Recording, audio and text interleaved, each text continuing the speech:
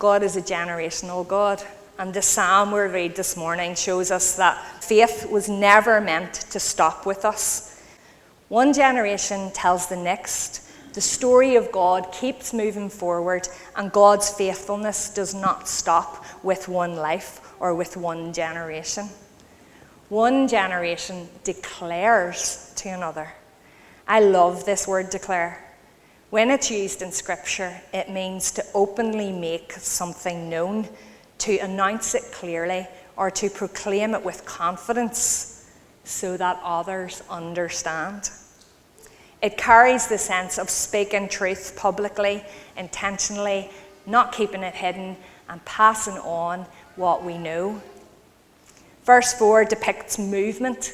It's faith flowing forward. And here David is essentially saying that God's story is too big to stop with us. Every generation becomes a bridge. Each generation has a part to play. Nobody's left on the shelf. Nobody's too old. Nobody's too young. Nobody doesn't have enough knowledge if we all play together. We receive testimony. We receive guidance and support from those who are before us and still beside us. And we pass those on to who we're walking with and for the ones that are to come, painting a picture of the chain of prayers stretching through history, where each generation declares the works of God so that the next generation will know who He is and will have example of how to walk in that. Joel chapter 2 and verse 28 says, "And afterwards I will pour out my Spirit on all people. Your sons and daughters will prophesy, your old men will dream dreams, and your young men will see visions."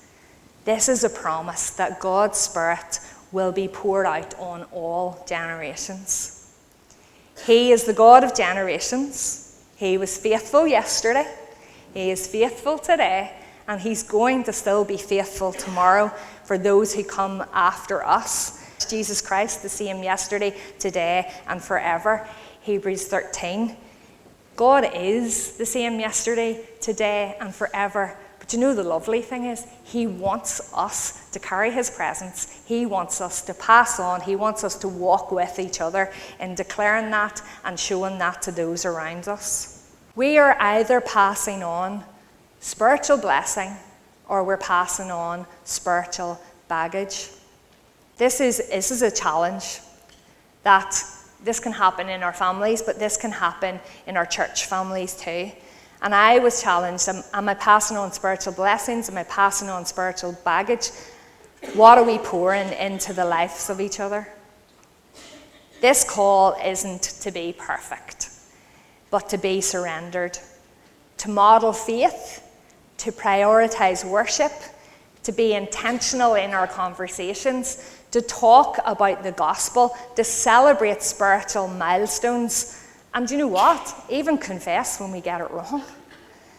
God uses surrendered people to change family legacies, to change church legacies, and to change lives. And in this church, we get to do this together. The call is clear. Walk in faith, pass on blessing, and surrender every generational burden to Christ. Extend love and wisdom and help.